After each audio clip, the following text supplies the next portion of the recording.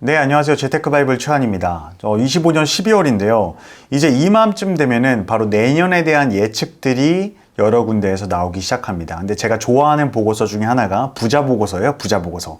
각 은행마다 부자들의 어떤 특징들과 투자처들을 알려주는데요. 오늘 이 부자들은 과연 내년에 어떤 투자를 할 것인지 제가 부자들이 생각하는 내년 유망 투자처를 딱 찍어드리도록 하겠습니다. 자, 금융부자 1순위 유망 투자처 물었더니 압도적으로 뭘 꼽았냐? 바로 주식으로 꼽았습니다.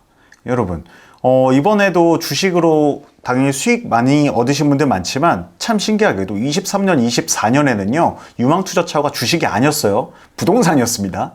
근데 현재는 주식으로 꼽았습니다. 제가 발췌를 해왔습니다. 한국 부자의 미래 투자 전략. 2026년 한국 부자의 금융투자 기조는 불확실한 환경 속에 현상 유지다. 그러니까 적극적인 투자를 안 하겠다라는 거죠. 근데 주식 투자를 통한 고수익 가능성에 주목했다라고 정리를 해줬어요. 자, 밑에 보면은 국내 부동산 투자에 대한 관심이 꾸준하다. 국내 금융 투자에 대한 관심 역시 큰 폭으로 증가했다. 그래서 관심사 1위가 원래 부동산 투자, 그쵸? 였으나 국내 금융 투자로 좁혀졌고 지금 더 늘어나고 있다라고 보면 되고요. 그 이후에는 금, 보석 등 실물 투자, 그쵸? 금은 계속 오르니까. 여러분, 저한테 금이랑 은 어떻게 해야 됩니까? 라고 많이 여쭤보시는데 사세요. 지금 금 같은 경우에는 ETF로 살 수 있습니다. 수수료가 높지 않아요. 꾸준히 사십시오. 왜냐하면 금은 세계 경제 흐름상 계속 오를 수밖에 없습니다.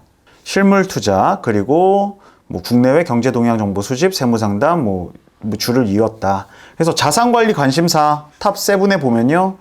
국내 부동산 투자, 국내 금융 투자, 보석 투자 이렇게 나왔고, 한국 부자는 단기와 중장기 투자 모두에서 고수익이 예상되는 투자처로 주식을 꼽았습니다. 고수익 예상되는 건 26년도에 주식으로 꼽았다. 그러면 최 강사님 이거 대충 맞나요? 네, 맞아요. 25년도 예측을 24년도에 했을 거 아니에요? 그때도 부동산과 주식 관련된 상승을 예측을 하는 부자들이 대부분이었습니다. 그리고 특히 해외 주식과 달러를 사라고 하는 예측 기사들이 많았고 보고서들이 많았습니다. 참 웃긴 게 이 분들이, 부자라는 분들이 금융 주식이 사실 전문가 수준 이상이에요. 전문가 수준이라고 보기 때문에 이분들이 보는 게 전문가의 눈이다 라고 보시면 되고, 특히 아셔야 될 거는 일부의 부자들이 대한민국의 거의 80% 가까이, 20대 80이라고 그러죠. 20%의 사람들이 모든 자산의 80%를 가지고 있다라고 보통 말을 하잖아요. 그럼 20%가 이 사람들인 거예요. 그러니까 20%의 사람들이 80%의 자산을 가지고 있으니까 이 사람들이 움직이면은 그게 오를 수밖에 없는 겁니다. 그쵸? 그렇기 때문에 여러분들 주식은 놓지 않아야 됩니다. 단기 고수익 투자처 1위 주식의 경우에는 과반이 넘는 55%가 인공지능 주도의 기술 성장과 글로벌 경기 회복에 대한 기대감으로 가장 높은 수익을 예상하고 있었다. 자, 인공지능 또 나왔어요. 모든 방향은 다 인공지능입니다. 그 다음 잘 올라갈 것 같은 거 금하고 보석. 그 다음 거주용 주택. 그쵸? 그 다음 거주용 외주택. 그 다음 펀드, 빌딩, 상가, 가상자산으로 뒤를 이었다. 라고 딱 정해줬습니다. 이게 순서예요. 앞으로 여러분들이 투자를 해야 될 순서. 26년도에 단기 고수익이니까 이제 주식은 안 하면 안 됩니다. 저도 완전 부동산 러버였지만 지금은 거의 주식만 해요. 3에서 5년 수익률 가장 높을 거로 예상하는 거 1번 주식이죠. 그쵸? 주식이죠. 거주용 주택이 2등입니다. 그리고 4위였던 금, 보석이 3위로 올라갔어요. 안전자산에 대한 기조가 또 올라간 겁니다. 이런 식으로 여러분 단기 고수익 예상처와 중장기 고수익 예상처가 모두 주식으로 통일되어 있어요. 이런 시기에서 주식을 공부한다는 것은 매우 중요한 이 변동성의 장세에서 꼭 따라가야 될 재테크의 기본이라고 말할 수 있겠습니다. 제가 내년 한국 부자의 금융투자 기조는 현상 유지라고 했는데 주식에 대해서만큼은 자금을 추가한다라는 의견이 많이 늘었습니다. 자, 이거에 대해서 왼쪽 아래 표를 볼게요. 26년 금융자산 운용계획, 예적금, 펀드, 채권, 만기보험. 근데 주식은 지금 주식만 투자금액 늘리겠다는 게 17%죠? 그렇죠? 이게 큰 의미가 있어요. 부자들이 대부분의 자산을 소유하고 있습니다. 그러면 이 사람들이 투자를 늘리겠다 라고 한다는 말은 주식의 상승 여력이 있다는 겁니까? 없다는 겁니까? 있다라는 걸로 해석될 수 있습니다. 물론 주가라는 게 엄청나게 다양한 요소로 결정되지만 그만큼 이걸 사려고 하는 사람들이 많아지는, 수요가 많아진다라는 건 한마디로 주가의 상승 가능성이 있다라고도 볼 수 있습니다. 자, 금융자산 규모별 2026년 주식 예적금 운용 계획. 자, 30억 원 미만인 분들 18.1% 늘리겠다. 30억 원 이상인 분들도 15%를 늘리겠다. 예적금은 다 줄이겠죠? 왜요? 금리 인하기 좋기 때문에. 금리랑 항상 연관돼서 생각을 하셔야 돼요. 지금 예적금 들으면 2.5%에서 3%입니다. 이거 똥값인 거죠. 그렇기 때문에 대부분 그걸 빼서 주식시장으로 옮기고 있다. 그게 팩트다. 하지만 부동산까지는 못 가고 있다. 왜요? 규제 때문에. 대출 규제든 구매 규제든 토지거래 허가제든.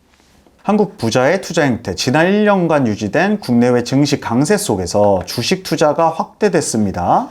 주식 투자가 확대된 게 명확하게 나왔어요. 주식 투자가 확대되니 어떤 상황이 발생해요? 주가가 올랐죠. 이런 것들이 다 연관돼 있습니다. 예, 연관돼 있다고 볼 수 있고, 오른쪽 하단에 세부자산 유형별 총자산 포트폴리오예요. 이제 24년하고 25년을 비교해 본 겁니다. 거주용 주택이 물론 거의 비슷하긴 하지만 조금 줄었다라고 볼 수 있어요. 그리고 빌딩이랑 상가도 줄었고요.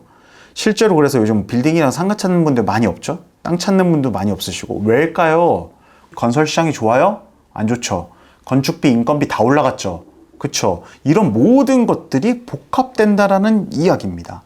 자, 10억 원 이상 금융자산 보유를 한 사람은 보통 부자라고 말해요. 그러니까 부동산 막 많은 사람 말고 그냥 나 통장 잔고 10억 이 정도를 부자라고 보통 정의하는데 47만 6천 명이랍니다. 3% 이상 늘었답니다. 부럽네요. 47만 6천 분. 이게 보통 100명 중에 한 명 꼴이거든요. 지나가다 100명 중에 한 명은 자산에 10억씩 있다라는 거예요. 우리도 이런 걸 목표로 해서 좀 가야 된다라고 말씀을 좀 드리고 싶습니다. 그래서 1인당 평균 금융자산이 아래쪽 보면 64억 4천만 원으로 전년보다 3억 1천만 원 증가했고, 자산 규모별로 10억에서 100억 있으면 자산가라고 합니다. 그게 43만 명. 100억에서 300억 있으면 3만 명. 300억 이상 12,000명 정도 있어요. 여러분, 그래서 100억에서 300억 정도의 고자산가만 돼도 상위 진짜 1% 안에 드는 그런 거겠죠? 이래나 저래나 아래쪽 보시면 향후 단기 고수익 유망처는 주식이다. 그리고 자산 축적 원천은 사업소득으로 돈을 벌었다. 부동산 투자 이익으로 22%, 금융 투자 이익으로 16.8%예요. 크게 나눠진 거죠. 나 사업으로 한 사람, 투자해서 번 사람. 여러분, 그래서 제가 재테크로 하면 얼마 벌 수 있습니까? 이거 공부하면 벌 수는 있는 겁니까? 라고 물어보시는데 벌 수 있습니다. 부동산 투자 이익하고 금융 투자 이익이 38.8%예요. 자산 축적의 원천이. 공부를 하면 벌 수 있다라는 증명입니다.